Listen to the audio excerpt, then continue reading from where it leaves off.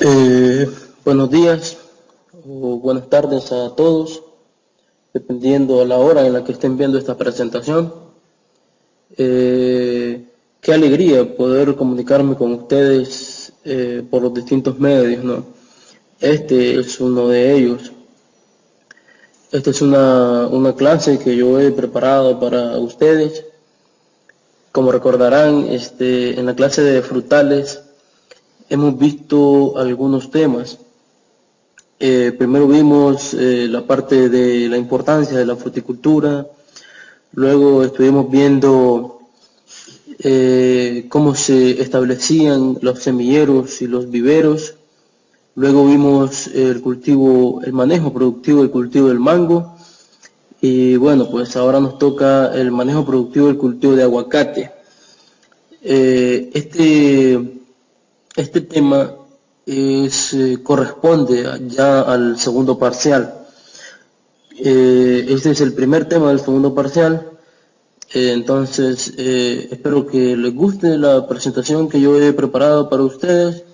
Y bueno, pues si tienen alguna duda, pues me pueden hacer comentarios o preguntas a mi WhatsApp personal. Y con gusto estaré contestando sus dudas o preguntas. Algo que quiero también mencionarles es que si Dios quiere, pues esta situación se compone, voy a realizar una prueba escrita de cuando retornemos las clases, si es que las retornamos, ¿verdad? Si no, pues si seguimos así y los que quieran continuar en este barco, pues yo les haré llegar un formulario de Google Drive. Yo les voy a enviar el link para que puedan responder su sistemático pues con los formularios de Google Drive. Pues bueno, dicho eso, pues vamos a comenzar con la clase. A ver si me permiten un momentito aquí. Voy a poner una pluma. Este es el nombre científico del aguacate, ¿no? Persea americana. Para que se me lo vayan aprendiendo ya, ¿verdad? Voy a poner un puntero aquí. Muy bien. El aguacate, pues, se piensa, ¿no? Se cree que es originario de la parte sur, la parte suroeste de México. Toda esta parte que está acá, en Chiapas, Tabasco, toda esa parte, ¿no? Oaxaca y alguna área del norte de Guatemala también. En esta zona de acá se cree que se originó, ¿no?, la especie, pero es incierto, ¿no? Hay muchos que dicen que es de la Amazonia, muchos dicen que es originario pues de todo Centroamérica, pero la mayoría de los autores coinciden, ¿no?, que es originario de México. Y hay algunos indicios, ¿no?, que te dicen que sí es originario de México, pero realmente pues eso no tiene mayor importancia, más que conocer un poco, ¿no?, de la historia y el origen del aguacate. Y que se puede evidenciar, ¿no?, con números, no con suposiciones, es que México es uno de los países más productores de aguacate a nivel mundial. Tanto así, ¿no?, que aporta el 34% del volumen total en el mercado internacional del aguacate. Eso es muchísimo. Es el primer país en el ranking, ¿no?, en el top 10 de países. En segundo lugar creo que está Estados Unidos y Perú. Pues bueno, esto le ha significado a México, por ejemplo, en el 2010 se produjeron, estamos hablando de hace 10 años, y como la población, como yo les hablaba aquel día, cuando les estaba dando la primera clase de metodología de la investigación, recuerden que yo les decía que uno de los principales problemas era la producción de alimentos, porque cada vez somos más personas en el mundo, pero la producción de alimentos no está aumentando. Entonces, este dato es del 2010, entonces se supone que si actualizamos ese dato, esas cifras serían más. Pero bueno, en el 2010 se produjeron 581.000 toneladas de aguacate solamente en México. Y eso le significó, ¿no?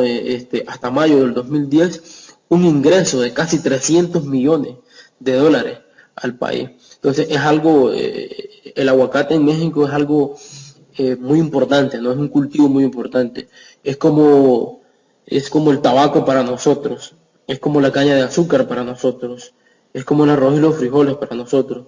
Sí, ellos producen otras cosas, pero el aguacate es uno de los, digamos, productos premium de ellos, productos en los que se producen en grandes volúmenes y que generan muchísimos empleos. Solamente en el 2010 se sembraron, ¿no? O el Ministerio de Agricultura de México registró 133.000 hectáreas. Eso es muchísimas áreas. Pero esto pues ha significado buenos, buenos números, ¿no? Para la economía del país. Sin embargo, ha generado algunos problemas, como por ejemplo el problema del agua. Eso lo vamos a abordar más adelante. Uno de los estados de México que producen más es Michoacán, de hecho que es el primer producto nacional de aguacate hasta junio del 2010. Eh, los países a los que México exporta son Estados Unidos, Canadá y Japón. Chile es otro de los países que aporta más. Mira, por ejemplo, si sumáramos, por ejemplo, todo lo que produce Chile, lo que produce Indonesia, República Dominicana y Estados Unidos, esos cuatro países, si nosotros sumáramos lo que produce esos cuatro países, no suman estos porcentajes no suman el porcentaje que aporta México a la producción mundial de aguacate. ¿Sí? Tan así es importante. Bueno, México también es uno de los países que cuenta con mayor variedad de este fruto. Hay muchísimas más variedades, pero las menciono porque dentro de estas son las variedades que se siembran aquí en Nicaragua. Esto lo vamos a ver más adelante, ¿sí? Vamos a avanzar.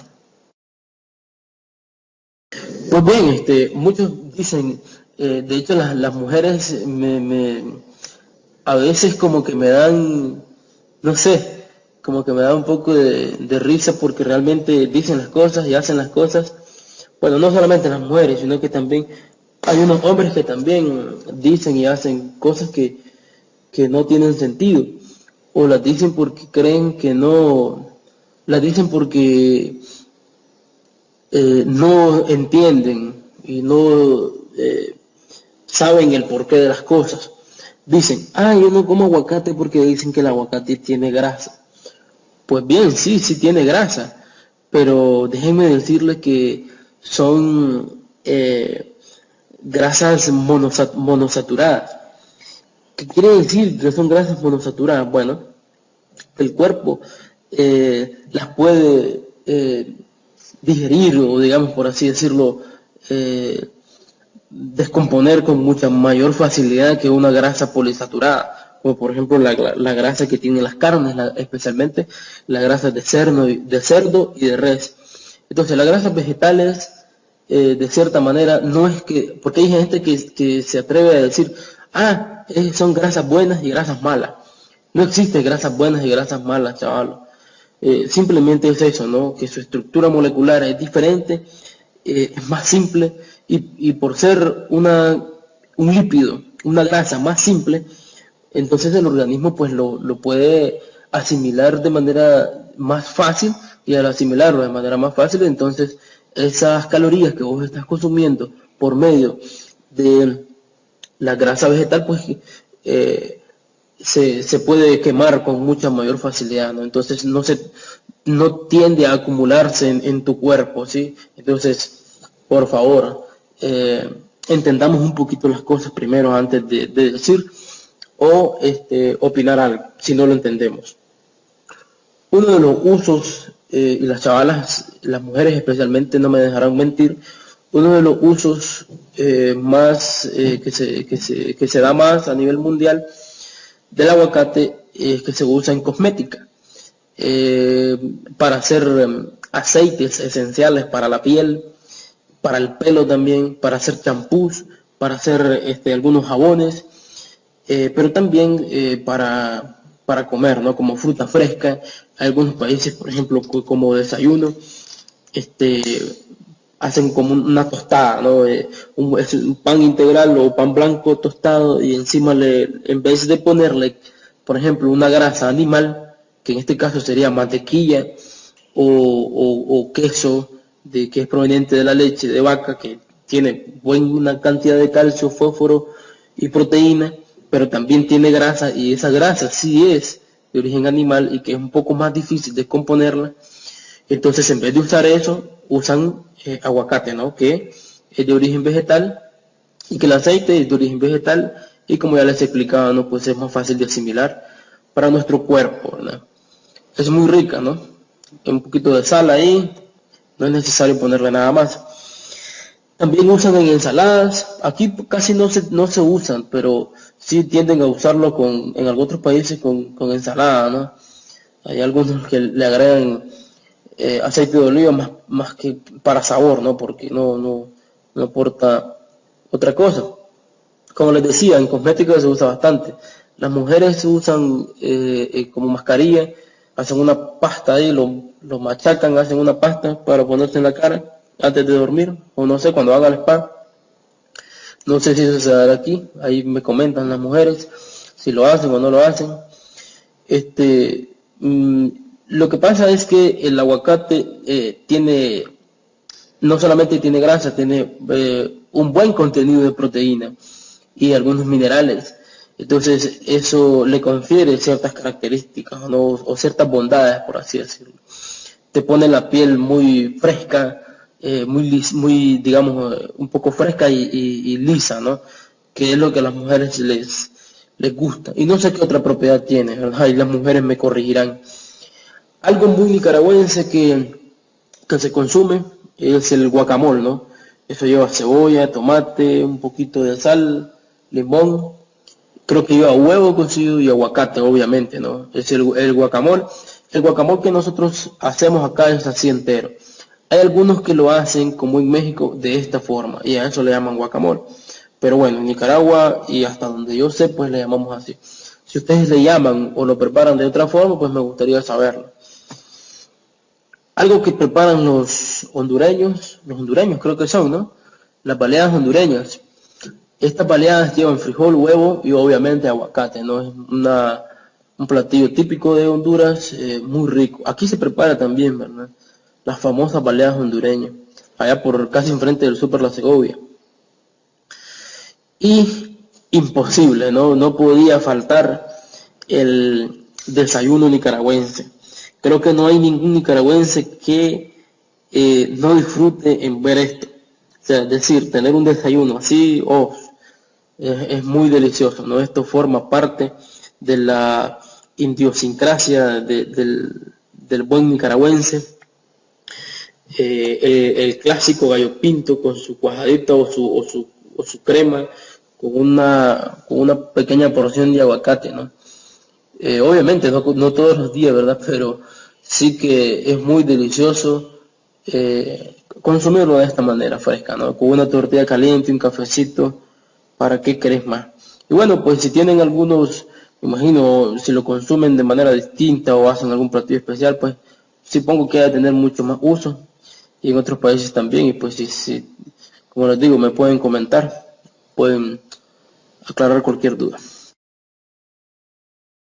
Muy bien, ya entrando en temas más de la parte productiva, que es lo que nos compete, vamos a hablar un poco de la morfología de la planta.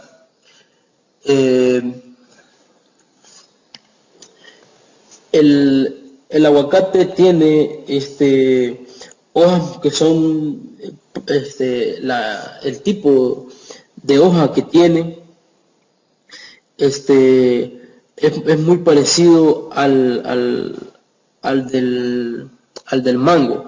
No me refiero a la forma, sino que me refiero a cuando están las hojas maduras, jóvenes, son de color rojizo, ¿sí? Aquí pueden observar, son de color rojizo, igual que el mango. Recuerden que el mango tenía hojas de ese color y que cuando estaban maduras, fisiológicamente, se tornaban verdes, ¿no? Entonces, estas hojas son alternas, de color verde.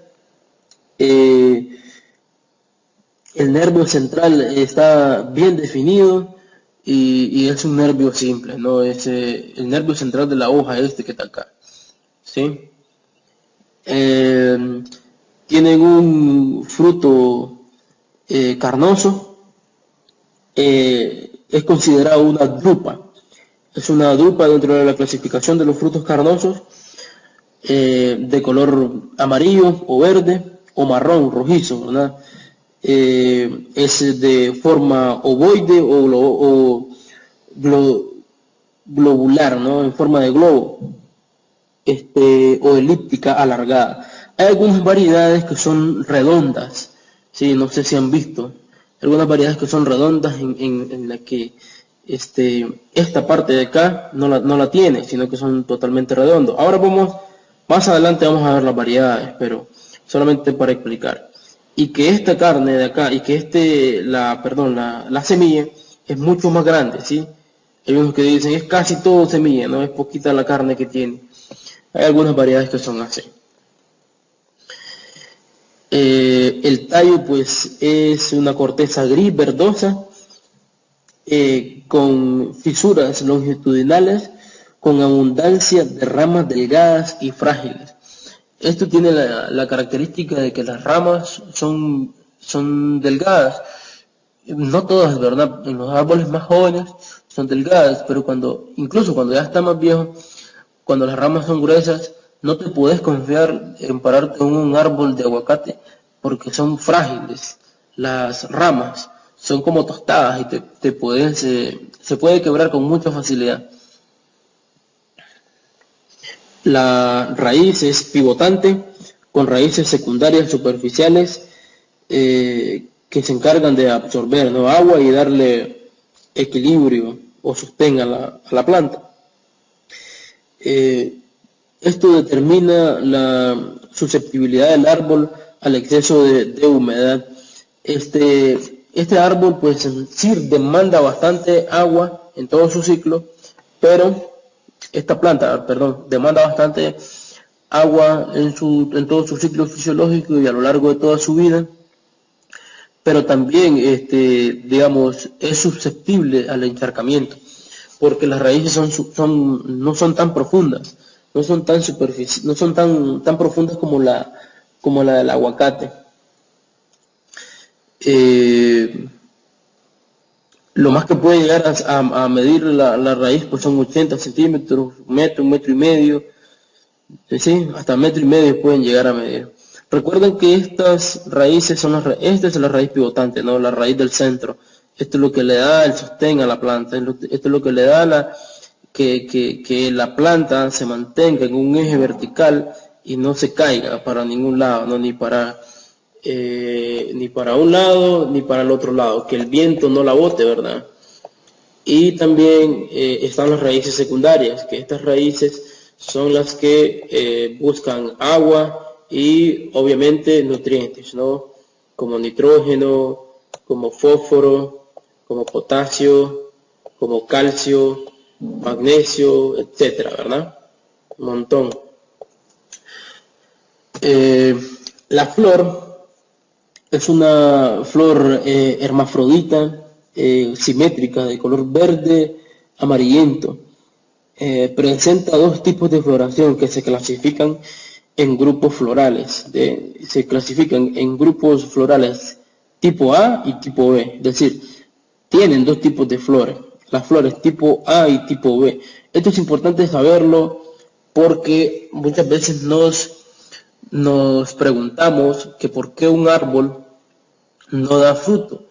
Y es que es recomendable que este tipo de cultivo no se ponga individualmente. Es decir, si vos en tu casa tenés un árbol de aguacate, pues la producción no va a ser tan grande como que si tuvieras dos. Y no el hecho de que tengan dos, sino que el hecho de que tengan de dos tipos de flores es que unas se comportan de una forma y otras se comportan de otra forma. Y ahí entra en juego el sexo, ¿no? Si es hembra o es macho. Les recuerdo que en todas las especies, ¿no? En la mayoría de las, sí, creo que casi en todas las especies, son las hembras las que procrean, son las hembras las que es el sexo femenino, el que da la vida, el que alberga el óvulo el que se fecunda y genera un nuevo fruto, ¿no? Una nueva vida.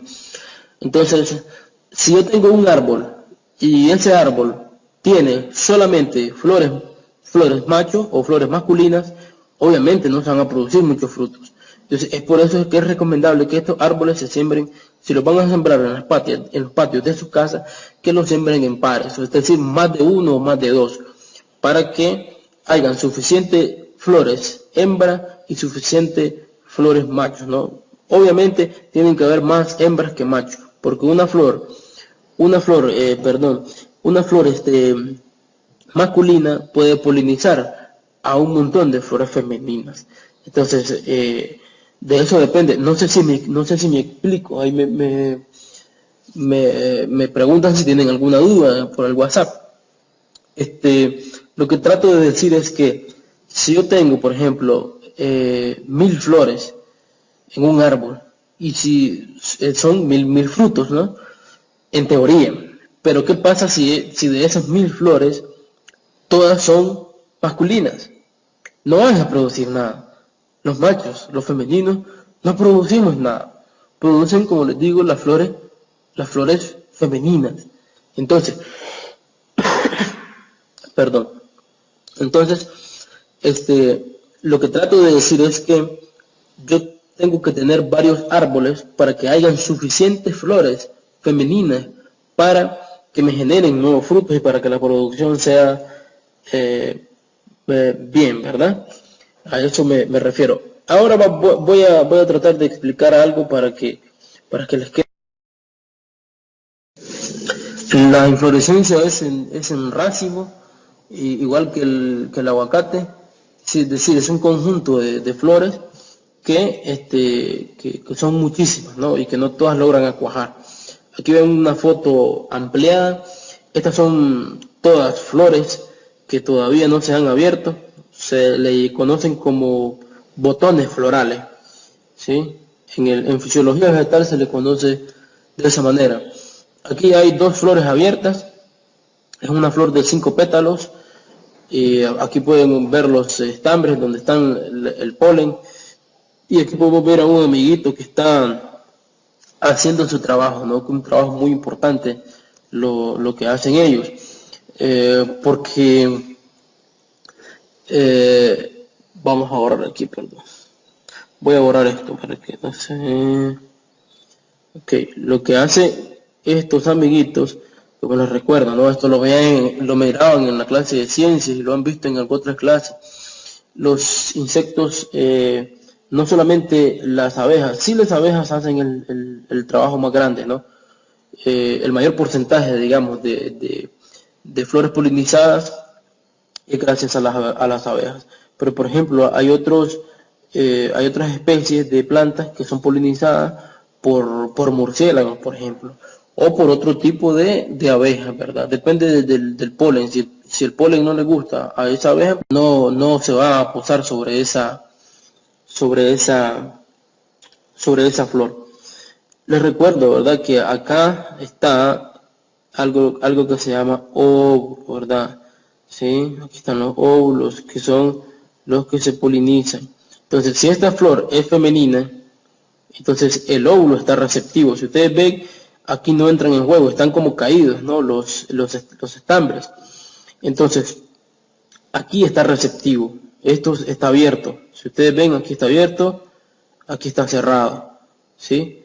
Entonces, ella como se está comportando como masculino, entonces ella para sus estambres y comienza a producir polen, ¿sí? Entonces, ese polen es arrastrado o bien por el viento o bien por el amiguito, ¿verdad? El gran amigo de la humanidad. Hay algunas organizaciones, instituciones internacionales que lo han declarado como la especie más importante de la creación, ¿no? Porque hacen un trabajo muy arduo y muy importante en la naturaleza. Entonces, acá el carpelo está cerrado, acá está abierto. Eso quiere decir que al estar abierto, él puede recibir el polen de otra flor. Acá no puede recibir, ¿sí?, el polen de otra flor.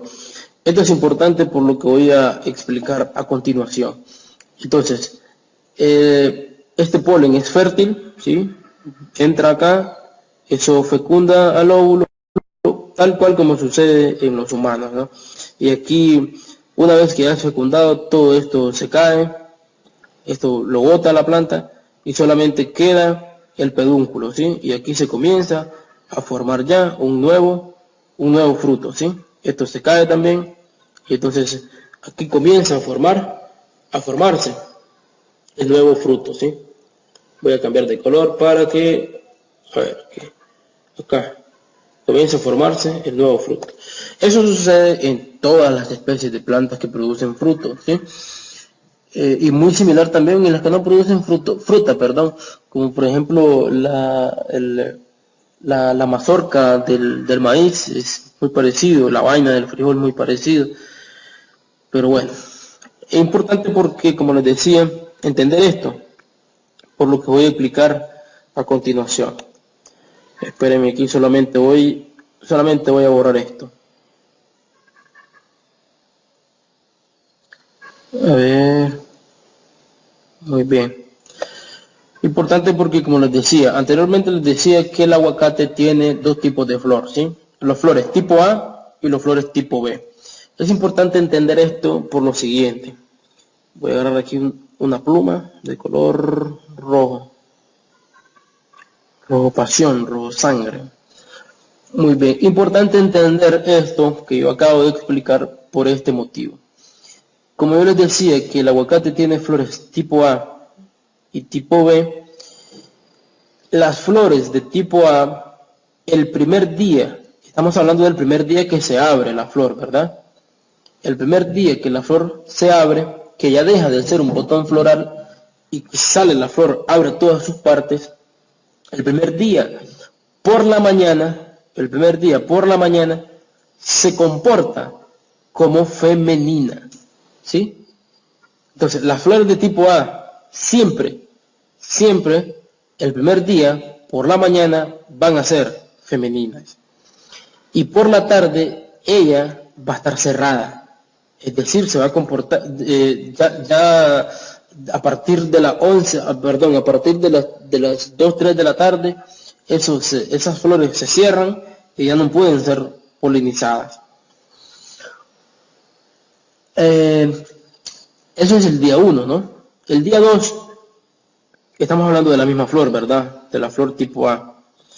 El día 2, por la mañana, ella va a continuar cerrada. Recuerden que el primer día, ella estaba cerrada por la tarde. Va a estar cerrada toda la tarde, toda la noche y toda la mañana. Toda la mañana. Y no es hasta la tarde que se abre. Se abre en la tarde, pero miren qué pasó. ¿Sí? Ya no es una flor femenina, es una flor masculina. ¿Sí? Vuelvo y repito, ¿verdad? Las flores de tipo A, el primer día que se abren, por la mañana, toda la mañana, están receptivas, es decir, su óvulo está receptivo. puede ser fecundada en la mañana, el primer día, porque está comportándose como una flor femenina. Y por la tarde ella cierra, ¿sí? Cierra todo su estructura, sus pétalos se retraen, entonces cierra el carpelo y ya no puede fecundarse. Así pasa toda la tarde y toda la mañana del segundo día. Pero el segundo día, por la tarde, es decir, ya después de las 12, después de la 1, ella abre otra vez sus pétalos, abre todas sus partes, pero ya no se comporta como una flor femenina, sino que se comporta como una flor masculina. Esto hablando de las flores de tipo A, ¿verdad? Pero con las flores de tipo B pasa lo mismo, pero al contrario. Es decir, las flores de tipo B, el primer día, por la mañana, las flores de tipo B, el primer día, por la mañana, están cerradas. Repito, las flores de tipo B, el primer día, por la mañana, están cerradas. Por la tarde, están abiertas, pero se comportan como una flor femenina. El día 2, en la mañana, se comporta como masculina. Y en la tarde del día 2 está cerrada. Suena un poco confuso. Y ustedes dirán, bueno, ¿qué tiene que ver esto? ¿Por qué es importante saberlo? Bueno, es importante saberlo por las aplicaciones. Porque cuando nosotros aplicamos algún fertilizante o algún fungicida para controlar una enfermedad, tenemos que saber la hora en la que vamos a aplicar, si es en la mañana o es en la tarde. Porque si nosotros aplicamos y la flor está abierta, si aplicamos un producto vía foliar y la flor está abierta, esa flor puede abortar. ¿Sí? El árbol puede comenzar a abortar las flores. Y cada flor que se bota, cada flor que se cae, es un fruto menos. Entonces, por eso es importante, ¿no? Para saber a qué hora vamos a aplicar, a qué hora del día, si en la mañana o en la tarde. También para saber, ¿no? Para entender el porqué de las cosas, por cómo se polinizan y todo eso, ¿no? Saber identificar también qué tipo de flores tenemos en nuestros cultivos. Muy bien. Espero que hayan quedado claro en esto. Si no, pueden buscar un video en YouTube. Ustedes le ponen tipos de flores del aguacate y pues hay explicaciones muy buenas ahí. La etapa de vivero, las plagas que más afectan son las plagas de suelo y los zompopos. Las plagas de suelo son el gusano cortador, hay gusano blanco que le dicen chicharra, pero realmente se llama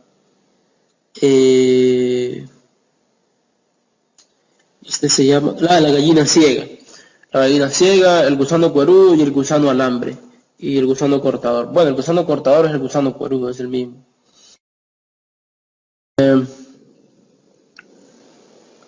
Otra de las etapas es la etapa de campo, ¿no? Que es cuando ya el cultivo se va a desarrollar en el área donde uno haya escogido. Dice 0.92 años. Si nosotros lo redondeamos es casi el año, ¿no? Son días o semanas las que le hacen falta para completar el año. Es decir, que al año nosotros ya podemos hacer el trasplante. Trasplantar de la bolsa al hoyo, ¿no? Al área donde vamos, al área donde escogimos, donde queremos que se desarrolle nuestro arbolito, ¿verdad? Aproximadamente al año y medio, casi a los 2 años, al año y medio diría yo, se realiza la primera poda, que se llama poda de formación. De los tipos de poda solamente los voy a mencionar, porque quiero que vean un video, les voy a dejar un link aquí, para que puedan ver el video y queden un poco más claros de cómo se hace y por qué se hace. Pero sí, la primera poda que se hace es la poda de formación o poda de crecimiento. Acá, aproximadamente al año y medio, cuando ya el árbol ha alcanzado una altura de 50 a 60 centímetros, que me llegue más o menos como a la cintura. Obviamente a Emanuel y a Edward, pues la cintura queda un poco más arriba. Y a la Michelita, pues queda un poco más abajo, ¿sí? Por eso les doy las medidas, ¿no? Porque hay mucha gente en YouTube que te dice, mira, aproximadamente cuando tengamos hasta la cintura ya podemos hacer la primera poda. Pues bueno, pues yo acostumbro mejor dar medidas. Cuando esto tenga aproximadamente 50, 60 centímetros, ya podemos practicar la primera poda. La fase reproductiva, es decir, cuando comienza la floración y a producir frutos, aproximadamente a los 3 años y medio, casi a los 4 años, la planta comienza a producir sus primeros frutos, ¿sí? Es muchísimo tiempo. Pero, por ejemplo, comparado con otras especies como el cacao lleva muchos más años. Café lleva aproximadamente 3 años. Pero esto va a depender de los requerimientos, ¿no? Que ahora vamos a hablar de los requerimientos.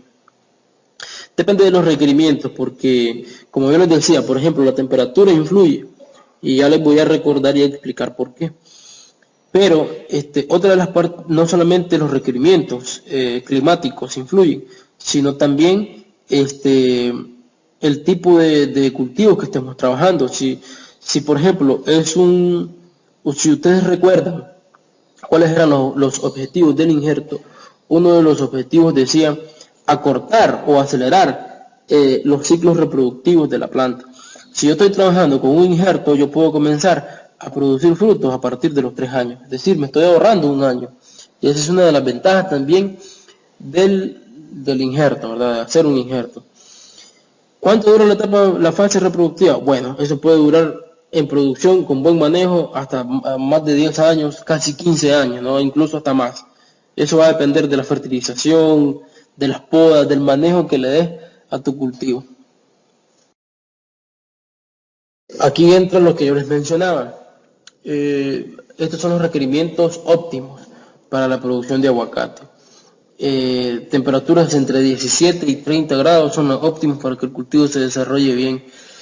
Y las temperaturas, es bueno, como les decía, que a veces la temperatura acelera los procesos biológicos y químicos dentro y fuera de la planta. Entonces por eso es bueno cumplir con este rango, ¿no? Si se pasa un poquito, pues no importa. Si para arriba o para abajo, ¿no?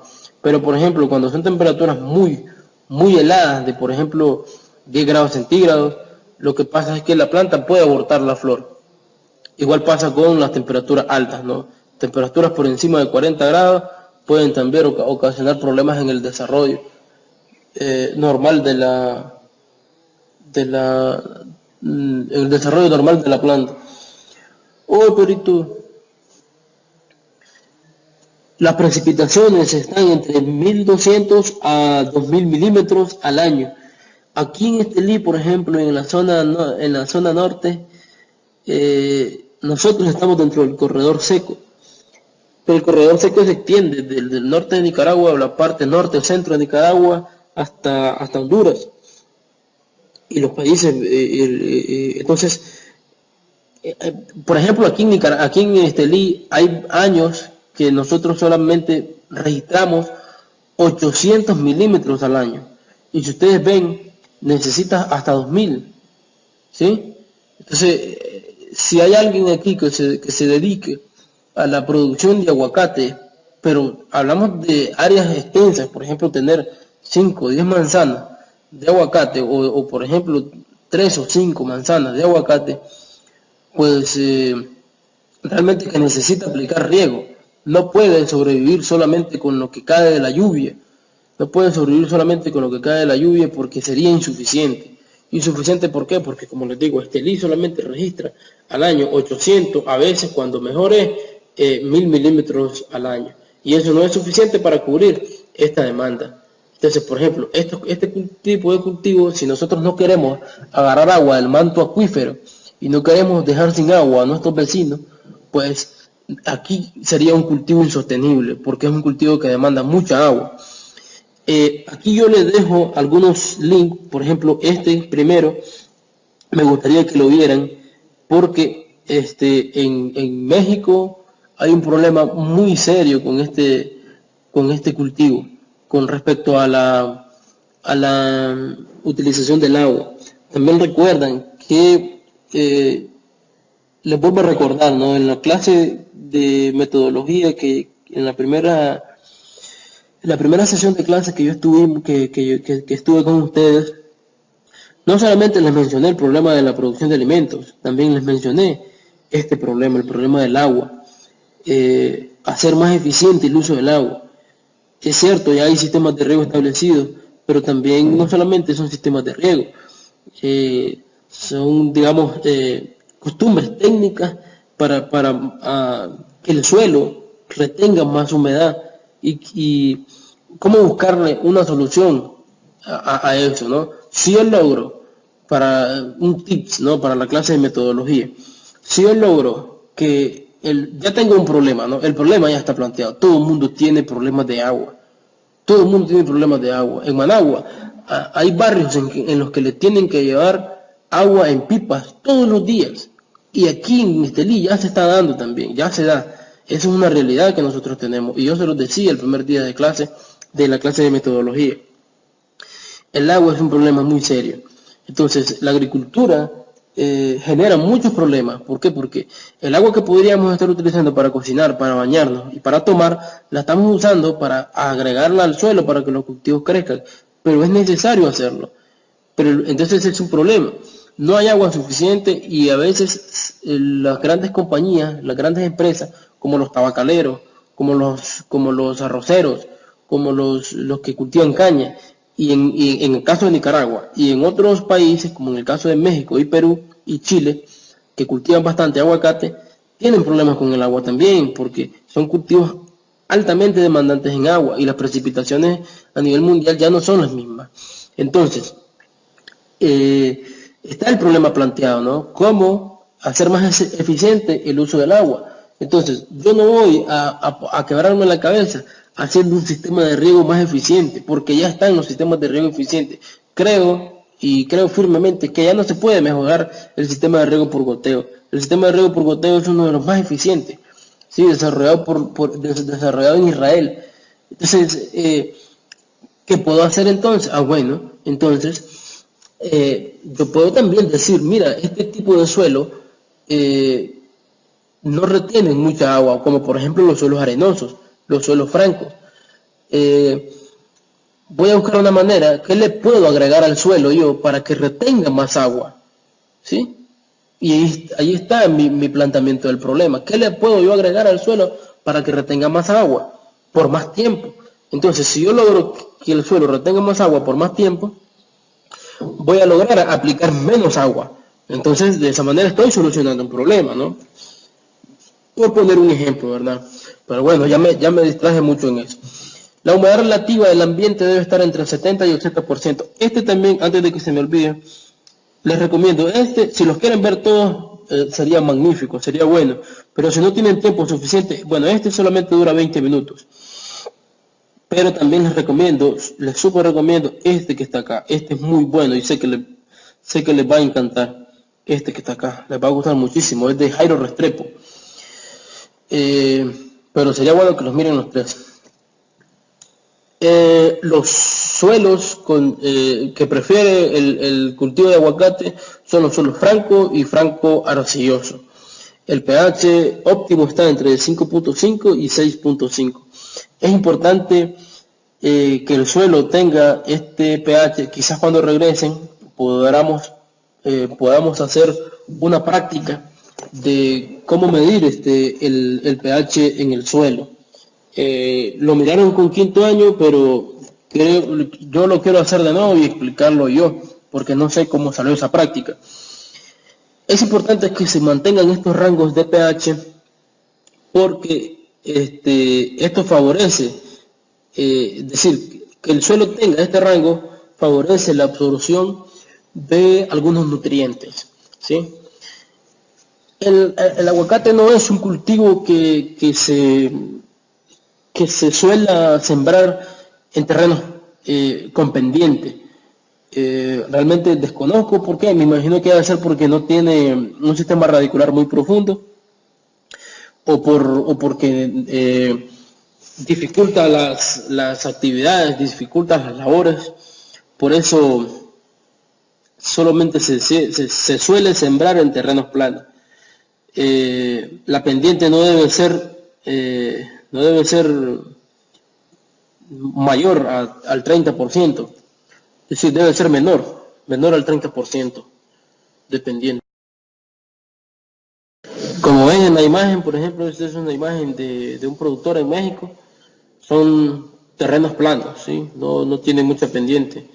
Aquí, por ejemplo, hay un poco de pendiente, pero aquí esta área no está sembrada.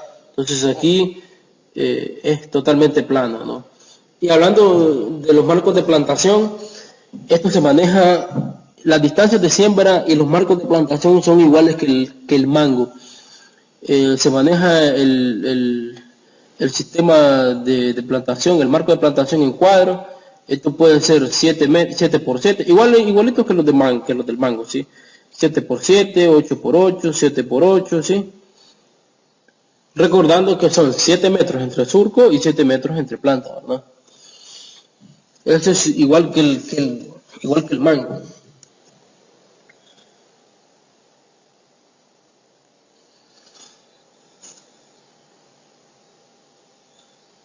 Este que está acá, por ejemplo,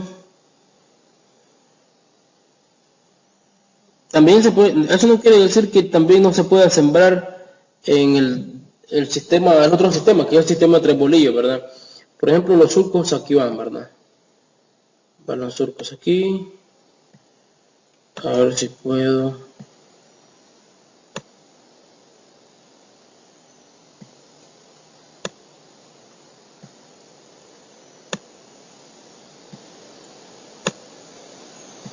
Pero esto está al tres bolillos. Si ustedes se fijan, aquí, ya se fijaron, ¿no? Y todo está así. No quiere decir que no se pueda sembrar tres bolillos. Uno lo siembra y lo acomoda en el campo como uno quiere. Obviamente este sistema tiene más ventajas, ¿sí? Ya lo ven, ¿no? Ya lo vieron. Tiene más ventajas que el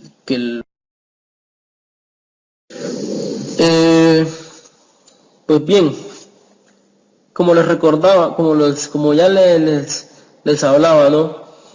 La etapa de vivero dura aproximadamente un año, ¿no? Un año o 350 días, 340 días. Entonces, después de ese año, lo que se hace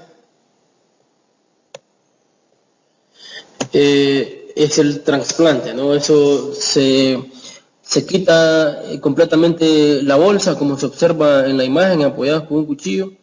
Se retira la bolsa, ¿verdad? Con mucho cuidado de no dañar las raíces. Y una vez que se ha retirado la bolsa, pues se hace un hoyo. Ese hoyo es el mismo hoyo que se hace para para el mango. Eso puede ser 30 centímetros de ancho, 30 centímetros de largo y 30 o 40 centímetros de profundidad, es decir, 30 por 30 por 30, o pueden trabajar 40 por 40 por 40. Hay quienes dicen y yo también creo eso, ¿no? Soy partidario de eso, que mientras más grande sea el hoyo, muchísimo mejor, porque el espacio que las raíces tengan disponibles para explorar en busca de agua y nutrientes va a ser mayor. Y eso obviamente favorece al rápido crecimiento de la planta, ¿no? Antes de colocar la planta en el hueco, se recomienda aplicar abono orgánico, como por ejemplo los abonos orgánicos que ustedes están elaborando, como bokashi, como compost, lombrihumus.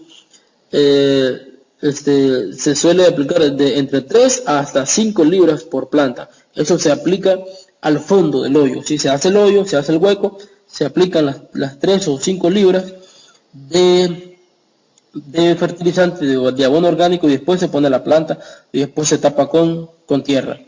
Pero si no quieren utilizar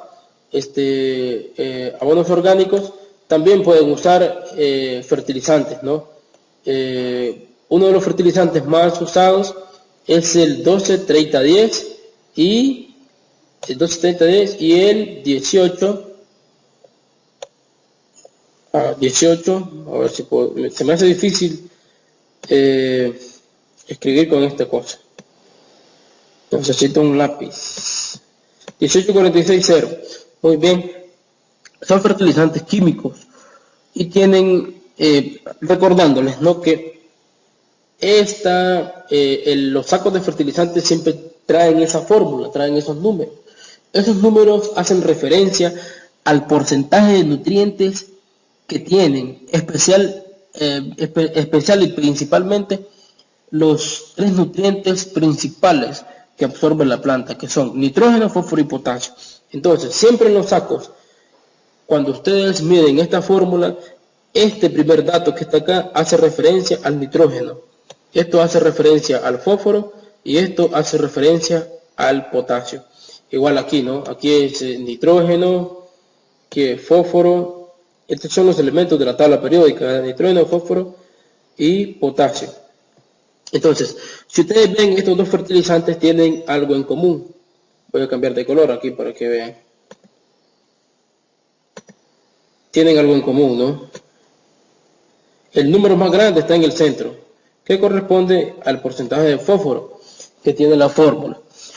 Aplican mucho fósforo en el hueco porque el fósforo tiene una función muy importante dentro de la planta, que es el desarrollo de tejido.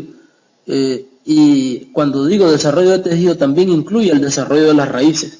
Entonces, en esta etapa, nosotros necesitamos, en la etapa de trasplante, nosotros necesitamos que estas raíces crezcan muy rápido, ¿sí? Muy rápido para que comience a desarrollarse con facilidad y la plantita no se muera. Esta es una plantita como que si fuera un bebé, ¿verdad? Hay que cuidarlo porque está chiquita.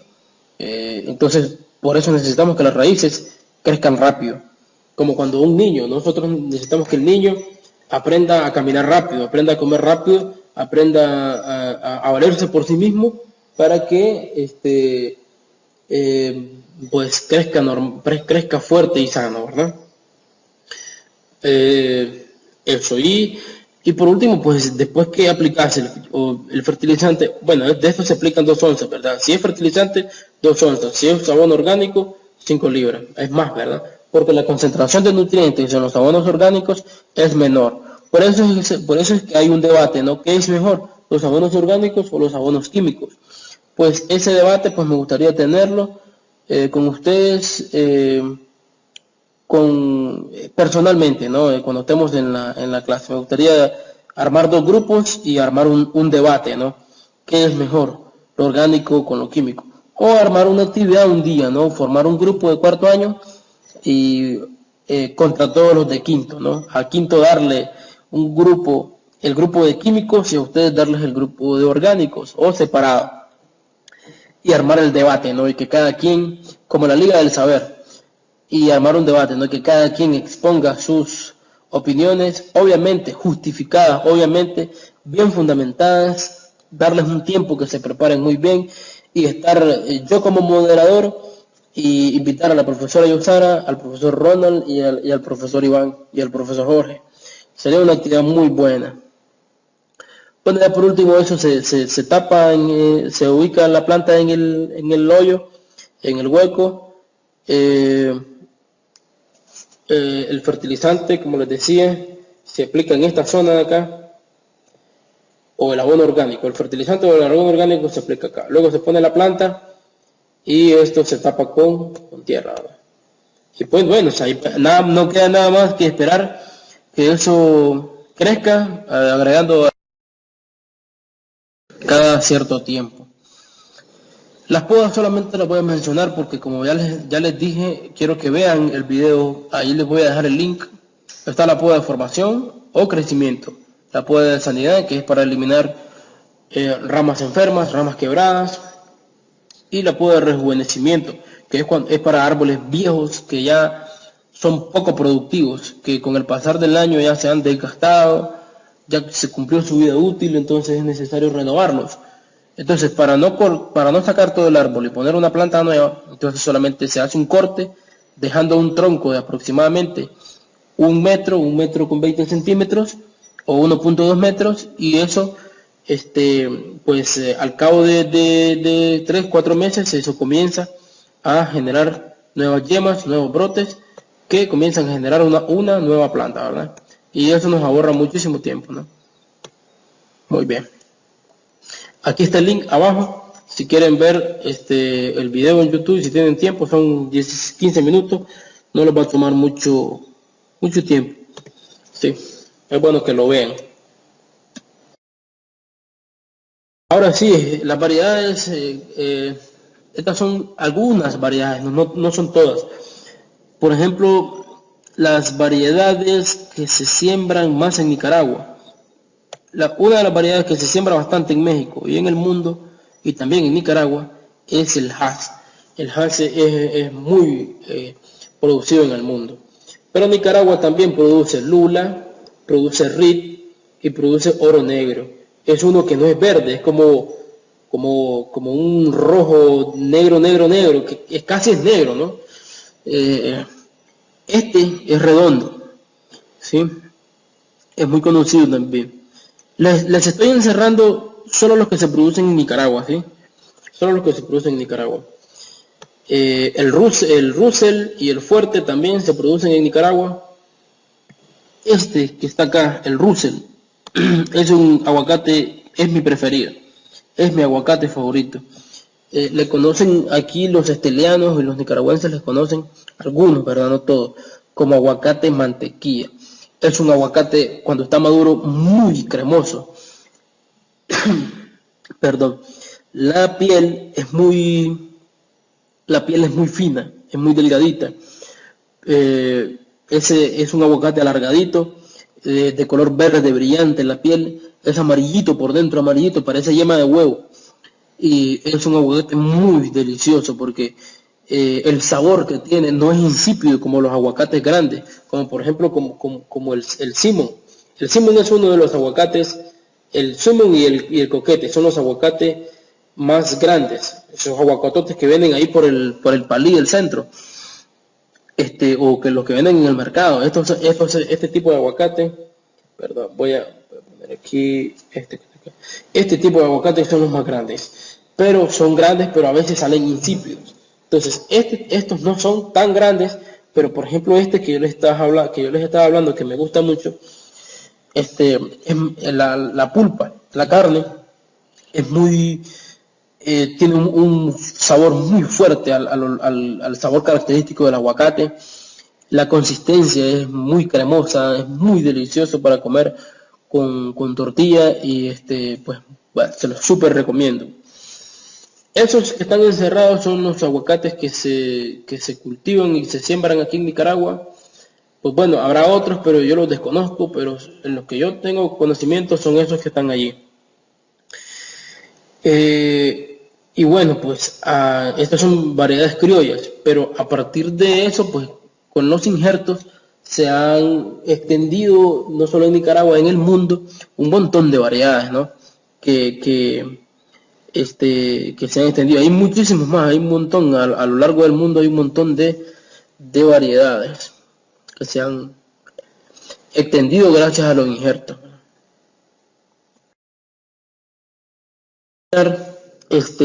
Solamente mencionarle algunas de las plagas que afectan al cultivo del aguacate. Esta es una de las más importantes, el barrenador del hueso. Cuando dice hueso se refiere a la semilla. Lo que pasa es que en algunos países le dicen hueso. Sí, el Eilipus lauri es un escarabajo. Parece un gorgojo, parece el gorgojo del frijol. El orden de él es un coleóptero, ¿sí? Es decir, nosotros les conocemos comúnmente como coleóptero, pero hay una asignatura que van a ver en el segundo semestre que se llama manejo integrado de plagas. Y en ese manejo integrado de plagas, nosotros tratamos de meter otra asignatura, es decir, dos en una, porque aquí INATEC, para ustedes el técnico, no manda la clase de entomología. Entomología es la ciencia o es la asignatura que trata del estudio específicamente de los insectos y los clasifica, ¿no? Dentro de familia, dentro de órdenes, subórdenes y todo eso, ¿no? Los estudia sus partes, su cabeza, su aparato bucal, sus patas, sus alas, su abdomen, todo, absolutamente todo, cómo se alimentan y todo eso, ¿no? Importante en agricultura porque son los que causan daño, ¿no? A todas las plantas. Algunos, no todos, ¿verdad? Como ya veíamos el caso de las abejas, ¿verdad? Entonces hay insectos buenos y hay insectos malos, ¿verdad? Aunque hay algunos que dicen pues, que no hay insectos malos, que solamente es que están mal ubicados, ¿no? Dentro de la naturaleza. Pero bueno, hablando de las plagas del aguacate, esta es una de las principales. Como les decía, es un coleóptero o escarabajo, ¿no? Es lo mismo. Este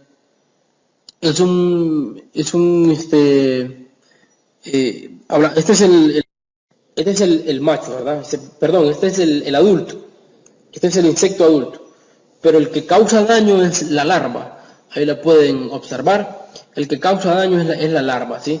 Entonces, un acercamiento a la cabeza de la larva, nos podemos observar el aparato bucal que tiene. Es un aparato bucal cortador, tiene unas mandíbulas muy fuertes. Si eso te agarra el dedo, pues te puede causar daño. Con ese tipo de mandíbula, bueno, aquí podemos ver un fruto. La hembra lo que hace es posarse encima de los frutos y hacer pequeños hoyitos, pequeños orificios, y poner sus huevos dentro de la pulpa. Si ponen sus huevos dentro de la pulpa, dentro del fruto, y ese huevo al cabo de 5 o 7 días eclosiona, y cuando eclosiona sale la larvita, ¿verdad? Y esa larva se comienza a alimentar primero de la pulpa y comienza a hacer galerías dentro de la carne del aguacate y comienza a perforar hacia el interior, hacia el interior, perdón, y luego llega a la semilla, y ahí en la semilla se come la semilla y se aloja ahí hasta completar todo su ciclo, hasta que se convierte en un adulto nuevo. Ese adulto nuevo después sale del fruto y comienza a poner más huevos dentro de otros frutos, ¿no? Entonces esto se extiende y se extiende y se va extendiendo cada día si no lo controlamos. Aquí podemos ver todas las etapas. Esto es una metamorfosis completa porque cumple con las 4 etapas. ¿Cuáles son esas 4 etapas? Esta es la superficie de un aguacate cortado con un cuchillo, y ahí podemos ver todo lo negro, ¿no? Como ¿Por qué se pone negro? Se pone negro porque cuando él va raspando, él va comiendo la pulpa, la larva y el adulto, ¿verdad? Esas heridas que causan las mandíbulas dejan heridas, y por esas heridas entran hongos y bacterias, y esos hongos y bacterias causan esta parte necrótica, ¿sí? Eso negro. Aquí podemos observar el primer estadio, que es el huevo, ¿sí? Ese es un huevo. Luego ese huevo eclosiona y sale una larva, ¿no? Aquí está la larva. Este es el segundo estadio, la larva. Este es el primer estadio o la primera fase, ¿verdad? Esta es la segunda. Después esa larva, una vez que ya ha comido suficiente y ya ha crecido suficiente, entra a una tercera fase que se llama pupa, fase de pupa. Es esta que está acá. Ustedes ven ahí como un extraterrestre ahí todo raro, pero es una pupa. Lo que hace es cubrir todo su cuerpo como de cera, y esa cera luego se endurece y luego dentro comienza a formarse las alas y todas las partes del adulto. Entonces, este sería aquí. Entonces aquí sería huevo, larva y pupa. Luego larva y pupa, ¿sí? Y luego pasa esta pupa, a ver, este huevo pasa a larva. Esta larva pasa a pupa. Y esta pupa sale el adulto. Y después el ciclo se repite, ¿sí? Metamorfosis completa.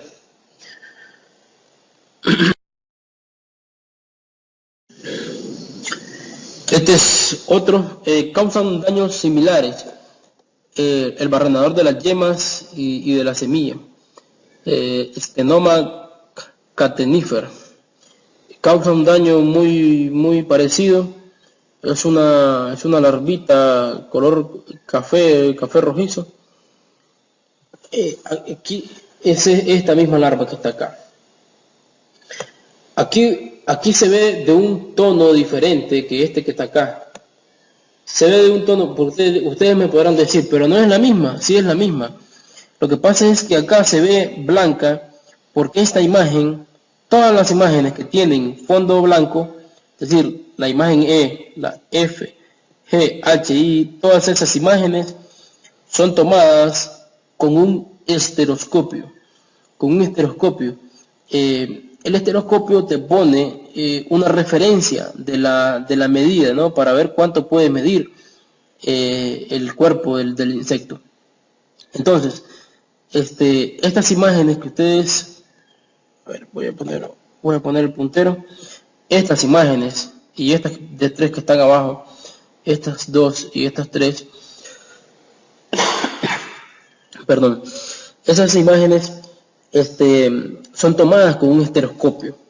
Entonces,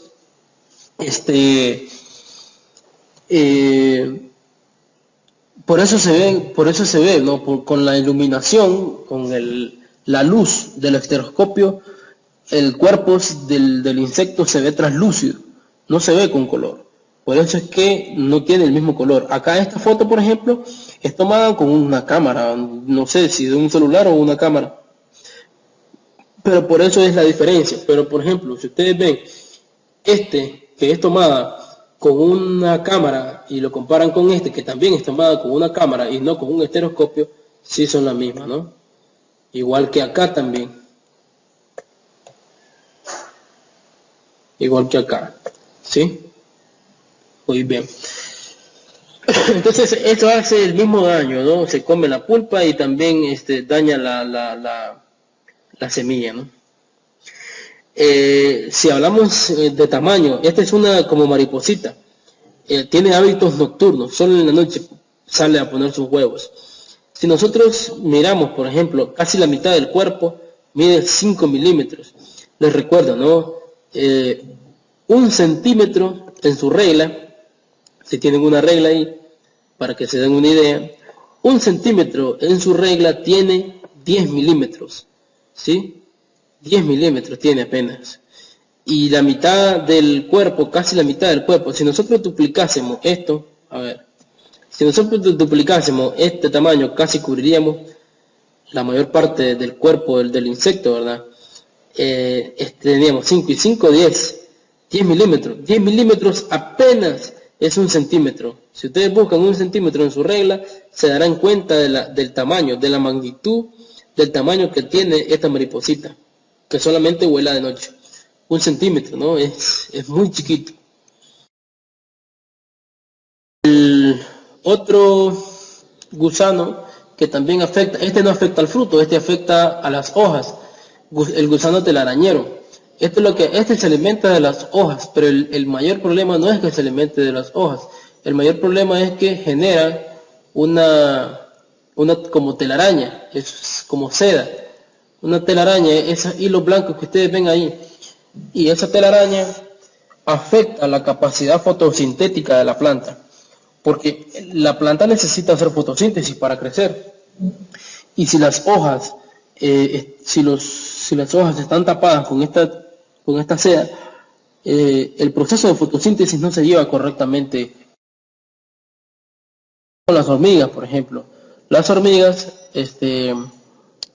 cortan las hojas y al haber menos superficie en las hojas, obviamente hay menos fotosíntesis, ¿sí?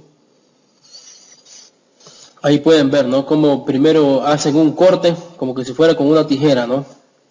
Hacen un corte, ahí va esta haciendo el corte, ¿sí? Ahí va haciendo el corte. Hacen un corte y después se lo llevan a su colonia, ¿no? Okay, y para crear un hongo y luego ya se alimentan de ese hongo. Gracias. Hablando de las enfermedades, hay dos o tres importantes. El uno es la pudrición de la raíz, que es causada por un hongo, Phytophthora cinnamoni. Es un hongo de suelo. Es un hongo de suelo que causa marchitez en la parte de arriba, causa quemazón, quemadura en los frutos y causa pudrición de la raíz.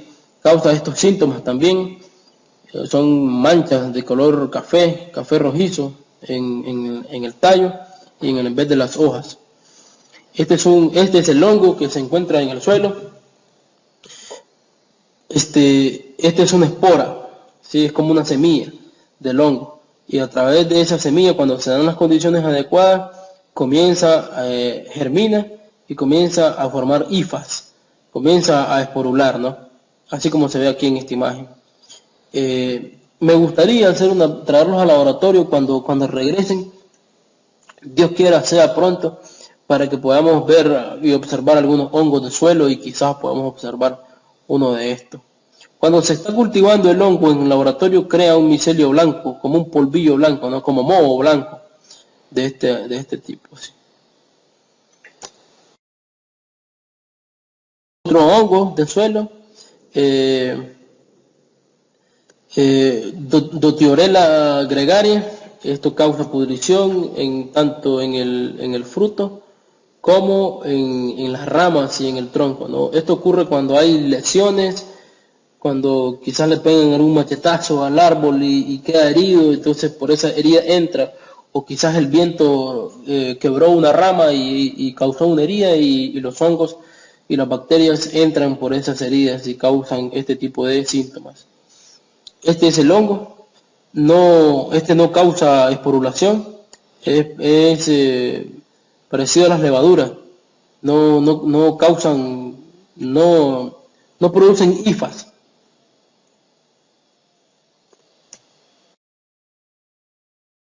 Esta es otra enfermedad, la mancha cercospora. En la hoja causa manchas angulares de color café rojizo y con un halo amarillo.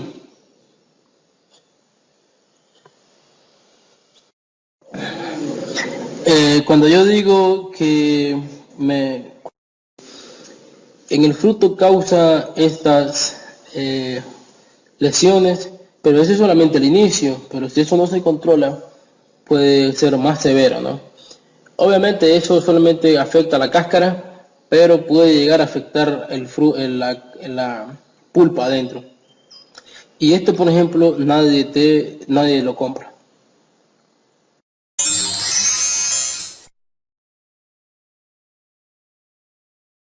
Un poquito largo por toda la explicación, así quisiera dar mis clases yo en la sección, pero no tengo tiempo porque a veces tengo que estarlos acomodando, a veces tengo que estarlos callando, tengo que estar respondiendo sus dudas, pero bueno, pues ha sido pues un gusto compartir con ustedes. Espero les sirva de algo, espero que todos la miren la presentación, que miren los videos, me preguntan cualquier duda, cualquier cosa que tengan al WhatsApp. Espero que investiguen, lean, pregunten sobre la producción de aguacate, sobre este tema. Esto solamente es algo, una pasadita, esto no es nada con todo lo que se tiene que manejar y saber sobre un cultivo. Pero bueno, pues lo poco que compartimos acá es solamente para despertar, ¿no?, el interés y despertar la curiosidad en ustedes y bueno, espero que, que estudien, ¿no? Y que le pongan interés a, no solo a esta clase, sino a todas las clases. Pues bueno, la tarea es sencilla, ¿no? Si ustedes se fijan, hablé de las plagas, hablé de las enfermedades, pero algo muy importante, no hablé de cómo se controlan esas plagas y esas enfermedades. Esas específicamente del aguacate, no estoy hablando de las otras plagas de los otros cultivos. Entonces, la tarea es investigar cuáles, cómo se puede controlar estas plagas y cómo se pueden controlar estas enfermedades que yo mencioné aquí.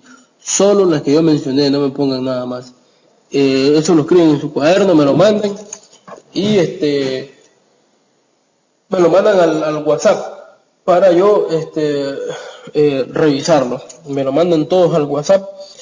Me lo pueden enviar el jueves o el viernes. Vamos a tardar el viernes. Y bueno, pues de mi parte ha sido todo, pues muchas gracias y espero que les haya gustado la clase.